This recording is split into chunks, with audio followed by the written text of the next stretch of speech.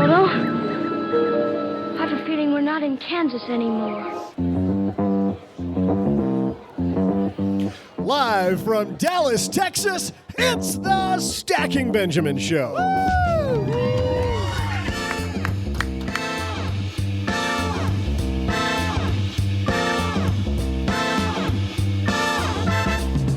Hey there, money fans. I'm Joe's mom's neighbor, Doug, and today you're joining us from the Expo Hall floor of FinCon 2017 for a live taping in front of literally 7 Stacking Benjamins fans. While fans might be a little bit of a strong word today, we're going to keep bringing the hyperbole and some fun as we welcome to the show FinCon 2017 keynote speaker and 7-time New York Times bestselling author, David Bach.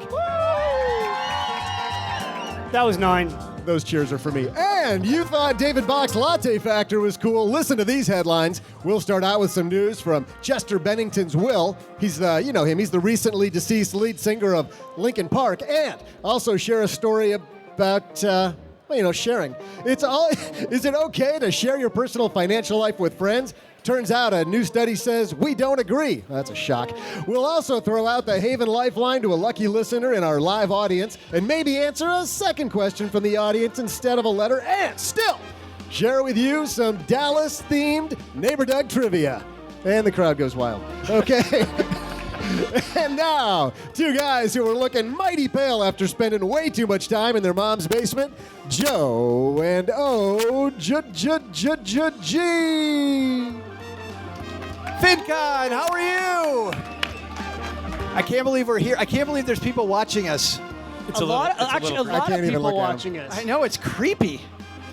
I'm so used to having books and having and I have to stare into lighting. Joe's eyes. Welcome to my so world. beautiful. It's weird because I feel obligated to look this direction. It is so creepy. It's like a basement, only totally different. Yes. We do Totally not. Yeah, like a basement, except it's not. It's brighter. Hey, we actually have somebody really cool here with us.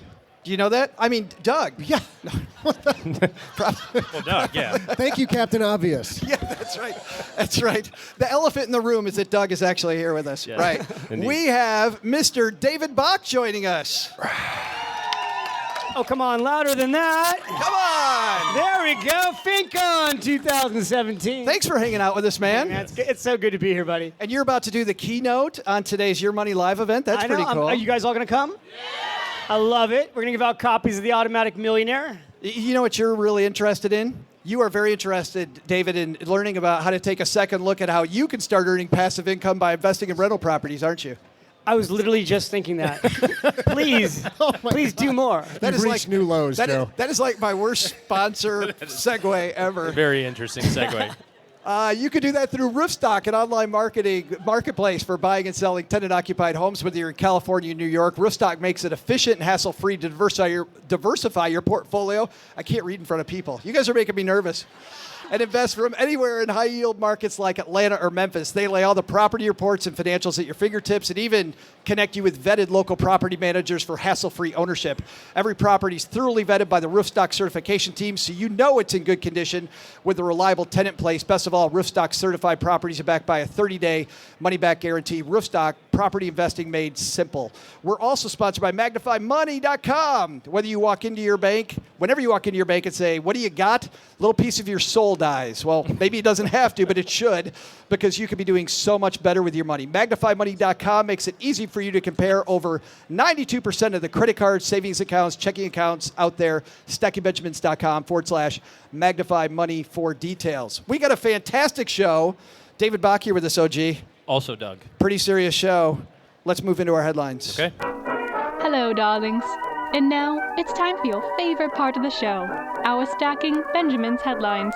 Our first headline comes to us from the New York Daily News. Chester Bennington's will requests his 6 kids see each other.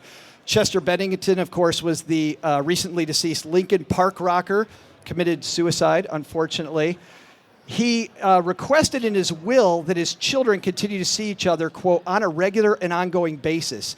Bennington had 6 children from 3 different relationships, son Jamie and ex-girlfriend Elka Brand, sons. It goes through his family. I think the big thing I want to take from this is that people don't think about, David, the fact that your will, you can specify all kinds of things. I never thought until I read this that you could specify, hey, I want to make sure my kids see each other. How random is it that you decided to start with death on this way to radio bring the room show? down, Joe. At FinCon 2017, where the energy was so high, let's start about death. Wah, But wah, wah. look, if we're gonna start it off with death, yes, everything you said is true. Here's the key: I look out in this room of lovely people, and 60% of you statistically don't have a will. So most Americans don't have wills. Mm-hmm. If you have a will, it's probably out of date because you did it when you had a kid. And so now most of you, I'm looking around the room, and some of you didn't just have your kids. And the way we know your wills are old is that you'll come into our office as financial advisors, and the pages will stick together, and they'll literally say, Oilskin pages? You know, if anything happens to me, my Uncle Jim should take care of my son Ricky, and Ricky turns out to be 25. Right. So I You mean, think Uncle Jim wants to take care of Ricky when he's 25? yeah, I don't think so. So I think really, you know, if you're going to do like real takeaway right now at this moment, if you don't have a will, please go get one. Yeah. If your will is out of date, please go get it updated. If you're in a second marriage, make sure that you have a new will. Yep. Make sure your beneficiaries are correct. All these little detailed things are interesting and they make media. But again, if you go back to the basics, most people don't have wills and you need them and they're easy to get done. And people start wills and they don't finish them. Right. Oh, Yes. gee, when do people go to a trust? Well, what I was going to say, just kind of dovetail here, we had a kid about 17 months ago in 2 days, but who's counting? And Not that you count every sleepless night. Not that I count every sleepless night. Right. Although I think last night's sleepless night had more to do with the party at the Rustic than The party at the Rustic was awesome. than the baby. But we just went through and did ours, or updated ours, because when to what David said here, we flipped through it and I went, we got who watching the kids? No. By the way, that changes over time too, Oh, right? it totally Like- did. And the reason for us it did was because my brother is a couple years younger than me. Then I have another brother, Steak brother, who is 12 years younger than me. But now he's responsible, notwithstanding the steak issue. Some people know that. So now we'd rather have him than my, closer brother at this point. Can you imagine this just went over the radio? I was going to say, does closer brother know this? Oh no. Well, let's just put it He this way. does now. Sorry, dude. Let's put it this way. If he knew how to turn on an iPhone, maybe he'd still be in the estate plan.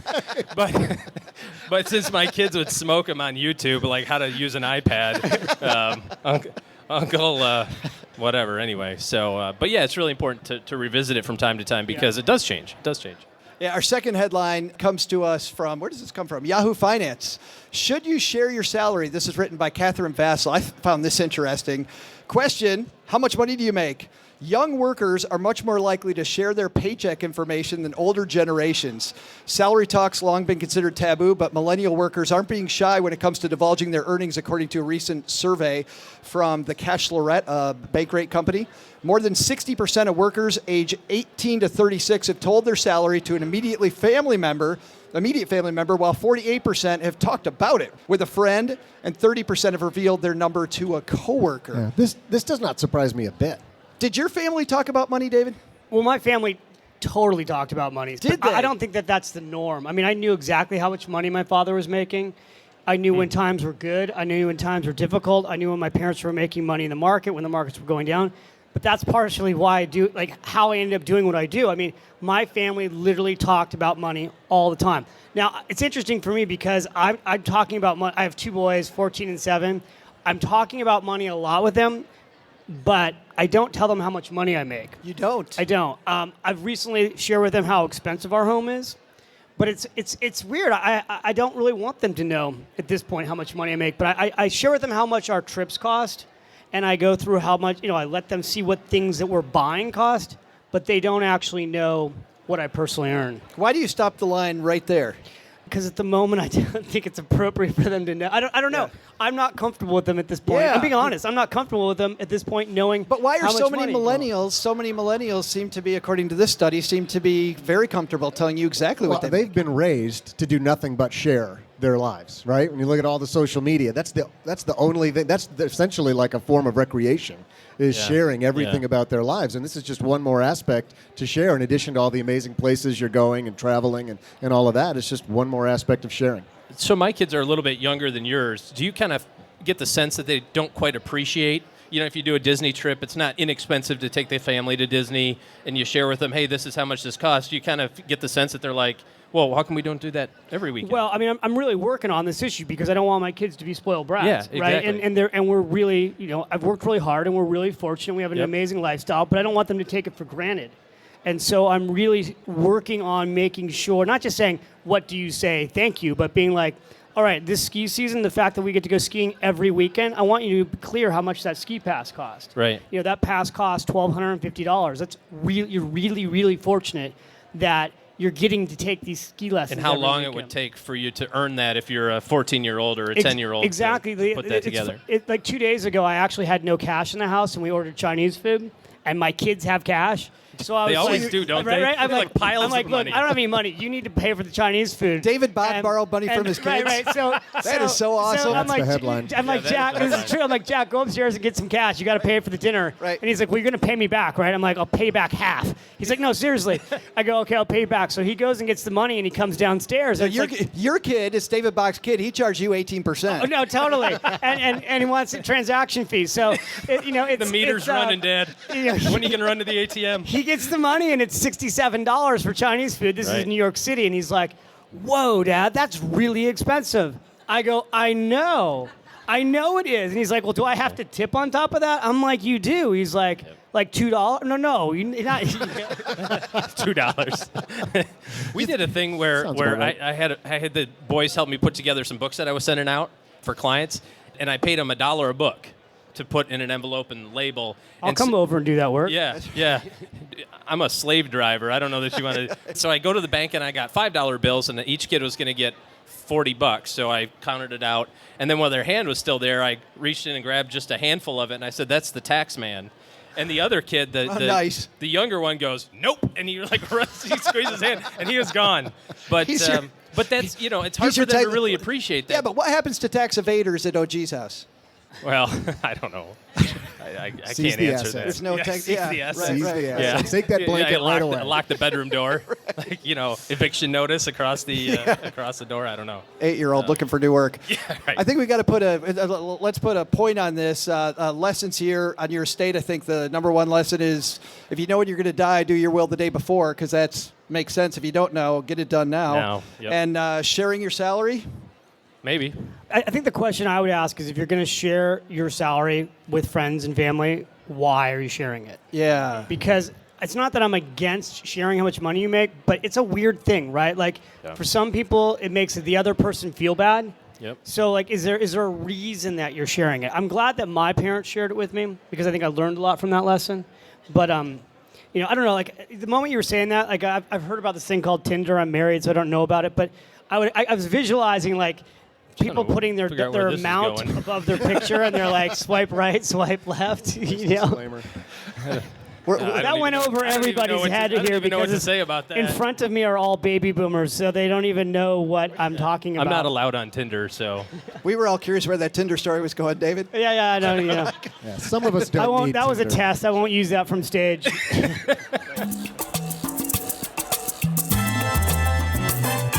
Normally, this is a segment of the show where we introduce our featured guest, but our featured guest today is on with us the entire Whole show. time. Whole time. So nice of you to be with us the whole time. But so we're renaming this segment "Let's Grill David Bach" Dun, about dun. David Bach.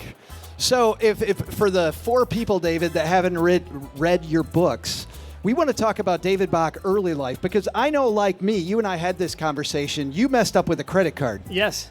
Let's tell that story if you don't mind. Yeah. Well, so I went to college in L.A. I went to USC.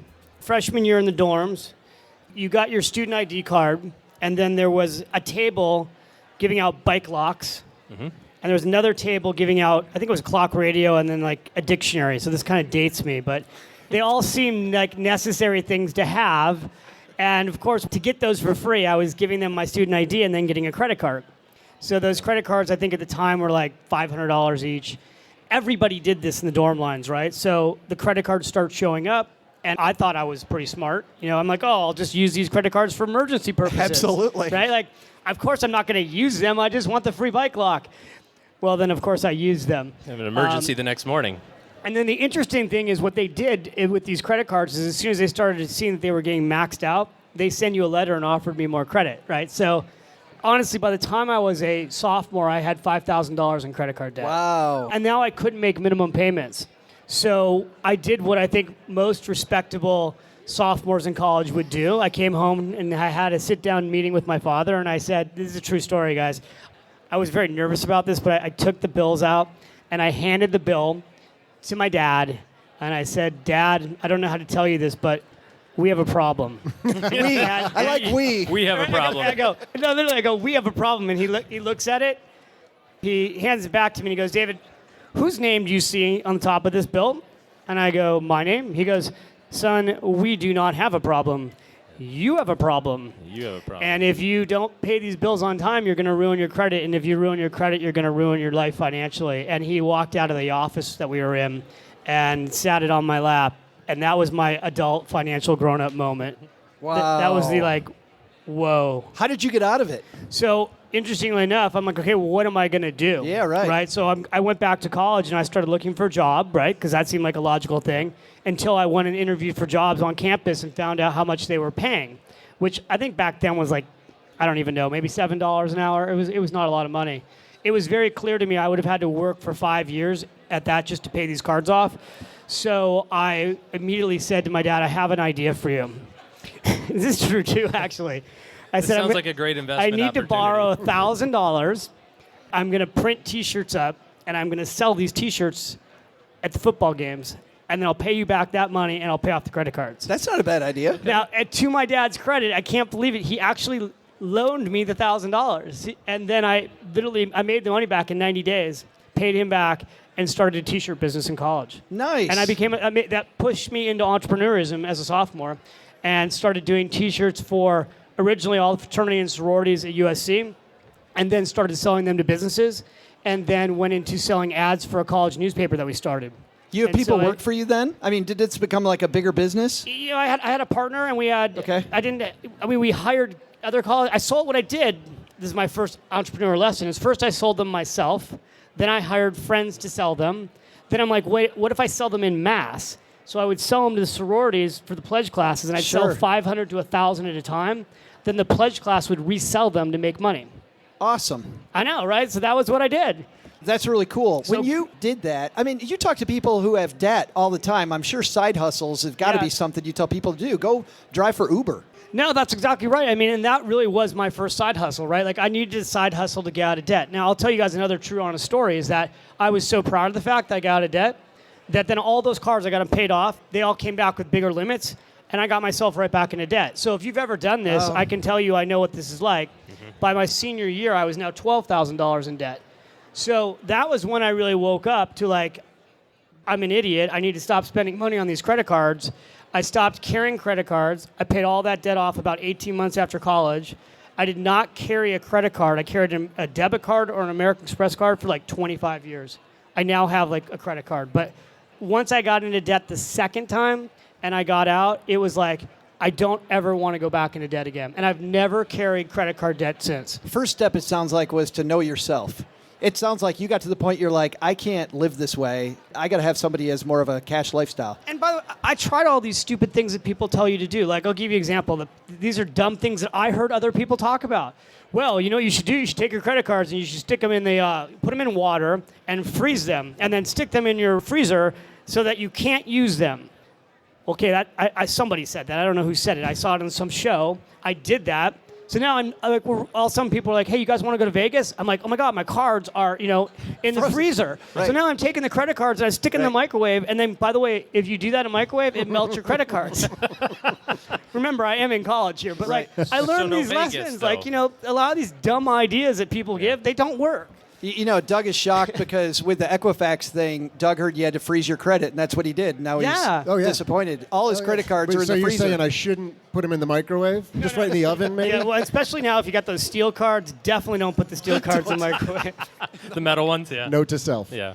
Yeah, is this then the genesis for you personally then? It sounds like this is the genesis of the Automatic Millionaire, about making things automatic and setting up these systems to win instead of relying on discipline, right? Well, no, No? it's not really. The genesis was I became a financial advisor at Morgan Stanley, and I started getting to see real life ordinary millionaires, what they did. Yeah. And so people would come into my office, and when you're a financial advisor, you get their tax returns, you see how much money they make, then you see how much money they have, and you look at this person, you go, wait a minute, you made $52,000 last year, and you have over $1 million in savings, and you're 56 years old. How did you do this? And then they tell you, I've just been saving automatically in my 401k plan for 28 years. And you go, seriously, that's it? That's all you did? Yeah. Then the opposite is the person that comes in who's making $500,000 a year. And you look at them and they've got a gold Rolex on and they drove up in a Mercedes and they have no assets. Nothing. And they're the one that you say, what we need to do here is sign you up for a systematic investment plan because you're not saving any money. And they go, no, I'll bring you a check next month. And then they don't. So what I learned is that when people would say to me, I'll write a check every month, I promise, I only had one person actually do that for more than 6 months in a 9-year career. But when people would sign, this is back in the day, you sign a form for an automatic investment plan. Yeah. Which used to be like 6 pages worth of stuff. Right. Oh, yeah. Today you get It's down to 4 now. Today you download an app and you go click, click, click, and you're saving money automatically. Right. So it's actually never been easier to save money automatically. But I really got this from my clients. I saw what works is an idiot-proof system. It's automated. It takes no time. It takes no discipline. And provided once you set it up and you leave it alone, the classic set it and forget it. It's so simple that most people don't do it. And yet you'll meet people every day. There are a lot of people here who are millionaires and multimillionaires in their 50s because they've come up and told me their stories. And they're like, yeah, I just did all those things you talked about. One guy I was with yesterday is retiring at 54.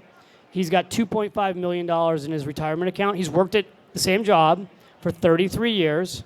So this is an old school story, but he's been at the same company for 33 years. He's maxed out his 401k plan. I said, what percentage did you put away? He goes, what are you going to guess I put away? I said, 14%. He goes, how did you guess that? I said, because I know according to Fidelity, there were 72,000 millionaires in Fidelity's 401k plan, their last study. And the average savings rate for those people who retired, who had $1 million or more at 62 was 14%. Wow. And then I asked him a second question, what percentage of your money in your plan was stock? He said, what would you guess? I said, 75%. He said, that's exactly what it was. So I just gave you the formula, by the way. Any of you who have jobs, if you're at a company and you're working right now and you want to know what you need to do, you need to save 14% of your gross income off the top, and you need to be 75% equities and 25% bonds, and you need to leave it alone for the next 20 years. OG loves bonds. Oh, And with that, we'll just He just mic said the drop. word. I love him. It's on. Let's talk about your new book, because you've got a book coming out in January. What's I going do. on? Smart couples, finish rich. Do I have any couples here? Yeah. Boy, everybody's falling asleep. Come on, any couples here? Me and Doug are a couple. Anybody married, whether you want to be or not? Okay, there we go. Now we're waking up. Smart Couples Finish Rich coming back out in January 9th. You guys can pre-order it now on Amazon. One of my favorite books of all time. It's a book that brings couples together on the issue of money, which often divides couples. Yep. I mean, the biggest cause of divorce is fighting over money. I saw that with my clients too. I saw happy clients and I saw sad clients. And the happy clients work together on their finances as a team. January 2018. No, January 9th. January 9th, 2018. Yeah. Absolutely. David Bach, thanks for joining us, man. Thank you. You going to stay around and help us answer some letters? I always love being with you on your show. Thank you. It's funny. I feel like we have never met in person. I know. How weird You've been on the show, I think, 3 times.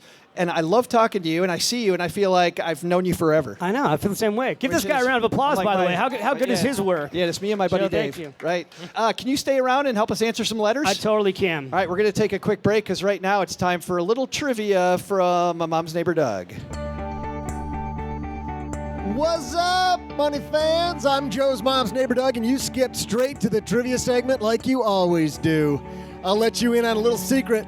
We're taping a live haul in the Expo Hall floor today of FinCon 2017 in the lovely city of Dallas, Texas. One thing I found out in the last 72 hours, this city has some seriously good food. Although I'm having second thoughts about getting the extra beans on those 2 burritos I had. Enough about me. Let's move on to the trivia.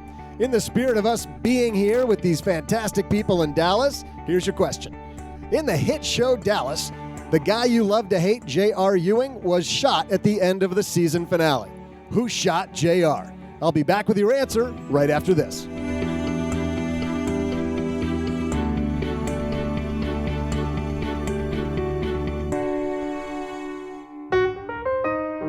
Hey, Stackers, we get used to those same daily routines, don't we? Wake up at the same time every morning, brush our teeth, park the car in the same spot at work every day, recite jokes in the mirror to be funnier than that jerk at the water cooler.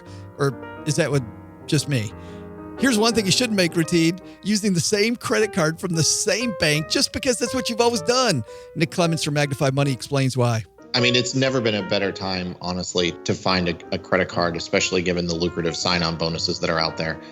Chase just recently had $100,000 on their reserve card. I think we're at a point right now where credit cards are extremely profitable for large banks, and they are really wanting to get more customers, and so they're rolling out the red carpet. So I would just say, if you have had a credit card for more than 2 or 3 years, chances are there's a much better deal out there for you today. So why stick with that same old card with those rewards that haven't changed in years? You can use MagnifyMoney.com to always find best in class, including better interest rates. And don't only use Magnify Money for credit cards. Nick and the team have built the site from the ground up to help with personal loans, student loans, and mortgages. Average person saves $450 in interest when they hit stackingbenjamins.com/Magnify Money. Here's a question. What's keeping you away from investing in real estate? Well, over my career, I repeatedly hear that time, the time it takes to find renters, property managers, and to fix problems, and stress. What if you don't find a good property manager? What if you don't find a renter? Those are two of the biggest factors keeping people away from investing in real estate. We talked to Gary Beasley, CEO of Roofstock, about how the team at Roofstock are helping you take back a good night's sleep. The biggest pain point I have found is management. When you buy properties, you don't want to get calls about the tenant having a clogged toilet in the middle of the night. We solve that by finding third-party managers in each market who handle all the details for you. How's that for an advantage? Roofstock's online marketplace makes it easier than ever to buy, sell, and own tenant-occupied investment properties in top rental markets across the country. You own the house, but Roofstock handles as much or as little of the headache-inducing issues that you've come to expect with renting, but that doesn't have to happen if you partner with the right team. Best of all, Roofstock's certified properties are backed by a 30-day money-back guarantee. Check them out at stackingbenjamins.com/Roofstock. That's stackingbenjamins.com/Roofstock.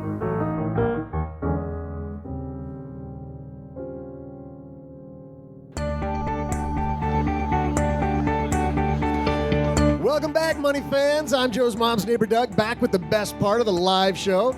Actually, the people here live can see the best part, me. Yeah, those are all ladies cheering, I promise. But at home, you'll just have to imagine how good-looking I am. I don't want to distract you too much, so let's get to the trivia answer. Here was a question. In the hit show Dallas, you guys love to hate J.R. Ewing, and he was shot at the end of the season finale. This was left as a cliffhanger for 8 months. So here's your question. Who shot J.R.? Anybody? Anybody? Lady who cheated? Anybody? She doesn't even know. You cheated and you don't know. That's kind of sad. Okay, anybody who can get it gets a free t-shirt. But here, I'll just give you the answer because I want the t-shirt. The cliffhanger, Who Shot JR, hung over the world for as long as 8 months between the show's cliffhanger finale and the start of the next season, when we found out that JR's scheming sister-in-law and mistress, that vixen, Kristen Shepard, shot JR. Did you get it right? No, you did not. Well, give yourself a big old Texas-sized pat on the back, partner. Now, let's get back to Joe, OG, and some dude named David Bach. Hey, let's throw out the Haven Lifeline now and tackle some of life's or rather life insurance's most important questions. Our friends at Haven Life Insurance Agency, they're disrupting, OG. They are disrupting the life insurance industry by focusing on those two things you value most. What are those two things? This morning? Lattes? Yeah, I was going to say you coffee. You value lattes? And Tums. Coffee and Tums. In that order. Or your family and your time. It's why they created a high-quality, affordable, long-term life insurance policy issued by Mass Mutual. You can purchase entirely online. Qualified healthy applicants, guess what? You can skip the medical exam. Head to stackingbenjamins.com/Haven Life now to get a free quote and learn about life insurance the modern way. And today, we have our BFF, Susan, who's going to ask our Haven Lifeline question. All right. Hi. Howdy. Hi. It's good to finally meet you. You too. Thanks for inviting us. It's a lot of fun. Well, I do have a question about life insurance. When y'all have talked about term life before, you've also mentioned some of the other types of life insurances can be used as part of a financial plan or retirement plan, but you've never said what, so I was kind of curious. What is the scenario? And that's because they're not used that often. In fact, they shouldn't be used that often. I think there's a place for permanent life insurance, David, but term life for most people, what do you think? Yeah, well, so let's just be really clear on the difference. Term insurance, you buy term insurance to have a death benefit to protect you, to protect your family in case you die early. I guess we're always dying early, right? Nobody wants to die. So you buy term insurance. You typically are going to buy 20-year level term, maybe 25 if you can go out that far. That's going to protect like your kids and your family, and it's the cheapest form of insurance you can buy, which is why it's so popular and it works so well. The negative on term insurance is 20 years go by and then there's nothing. It's done. It's over. But I recommend term.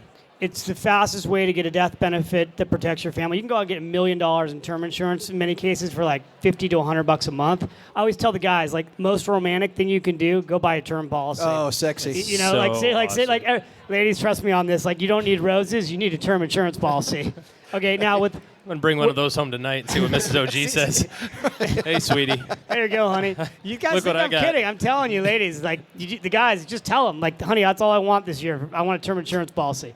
Now, with the permanent insurance, I do like permanent insurance as an investment, but only for a really very specific person. So here's the qualifications. 1, you have to be maxing out your 401k plan. Yep. 2, I recommend you need to be making 6 figures. And there's a reason for that, because in order to make life insurance work as an investment, you have to fund it for a long period of time. It's very expensive, and there's huge commissions. So typically the first year's premium, whatever you pay, let's say it's $10,000 for the premiums, all of that's a commission to the advisor. So again, it's for a certain type of investor who's already maxed out other types of retirement accounts. The advantage of permanent insurance, why it can be a great investment, is that you get a death benefit. You can borrow the money out tax-free. You can get the money out of the estate if you do it correctly. So there are some sophisticated ththings you can do with life insurance, but it is often sold. That type of insurance is sold to the wrong person. I totally agree. If you're a business owner, some of these key man policies where if somebody's a key member of the group, you use it there. Estate planning, but not so much anymore as the estate tax has kind of gotten higher and higher. You don't see that as much anymore. Right, and it's like I just put all this in the new version of Smart Couples Finish Rich. I did all the which we can get January. You can get January 9th. You know, the one form of and whole... you can pre-order it now. I like this. You guys are helping me sell this book. I used to like variable universal life insurance. Today I like indexed universal life insurance, IUL. But again, I'm talking about for a specific type of sophisticated investor. Yeah. Oh, gee, you see those policies, to David's point, you see them way too often too. Well, and like he said, I think the sales piece of it overrides the need of it most of the time. You know, you hear the phrase with annuities sometimes is that annuities are rarely bought, they're mostly sold.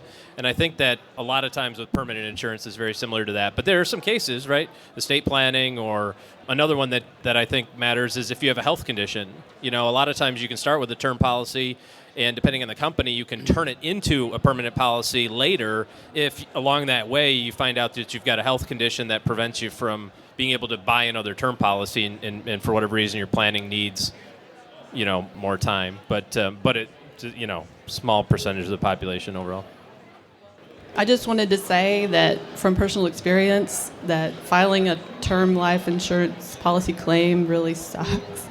Indeed. But what would be worse would be not to have one. So I really recommend it. So thank y'all so much. Thank you. Thanks for the question. Thank you. Doug also usually brings down the mail, but today instead we're going to take other questions. Anybody else live have a question for David Bach? Yes. Come on over to Shannon. By the way, we've got Shannon, our community manager here. Big chant for Shannon. Social media guru. Yes. Okay, so if you want to focus on early retirement. Your name is? Oh, my name is Karen. Hey, Sorry. Karen. Sorry.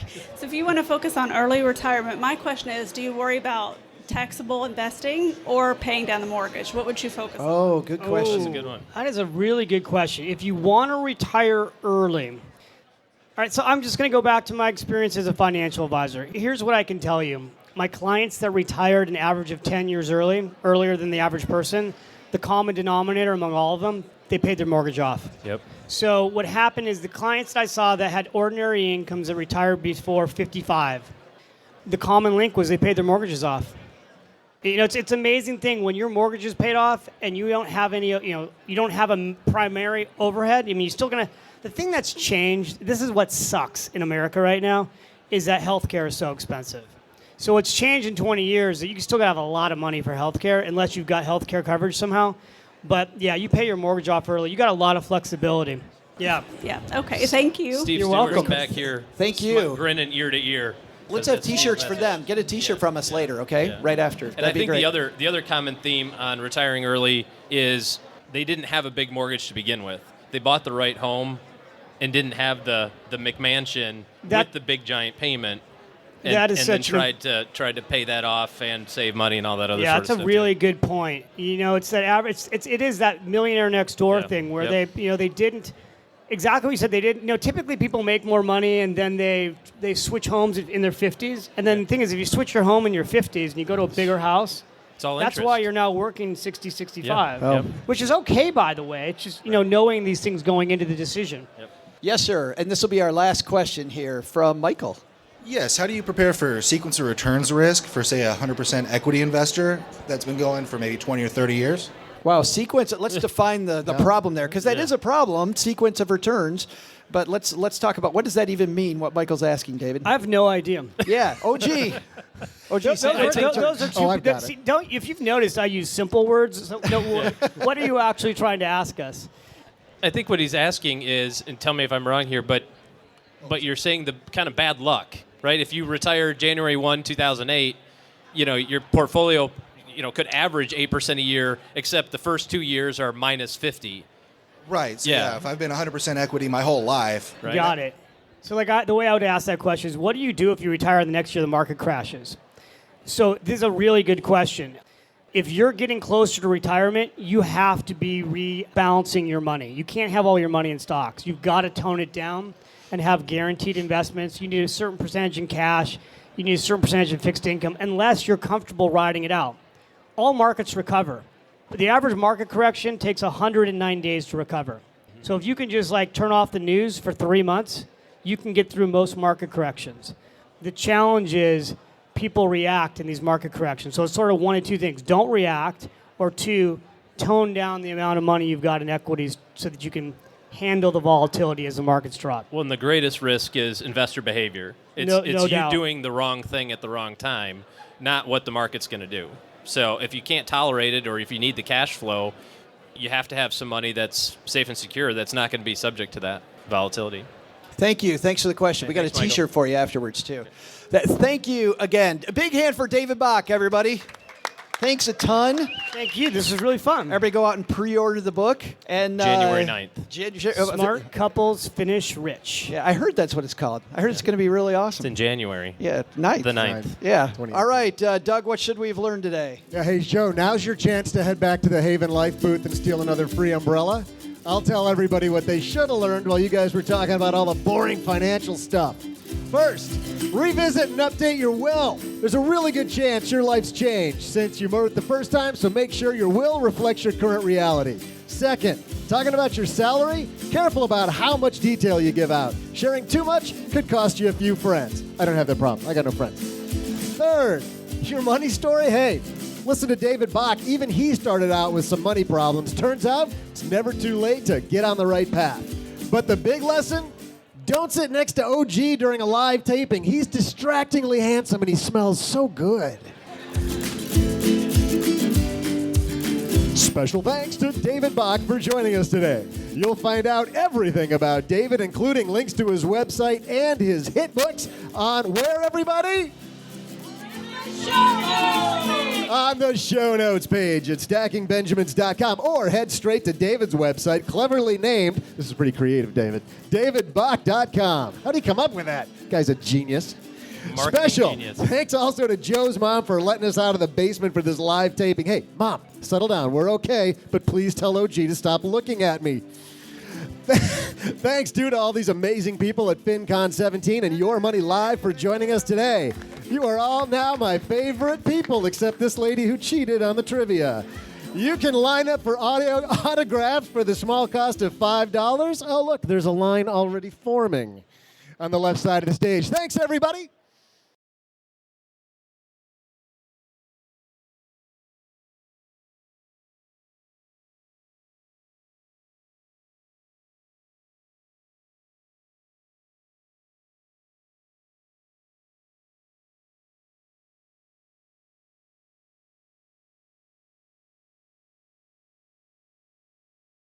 And we're done. Thank you. Thank you.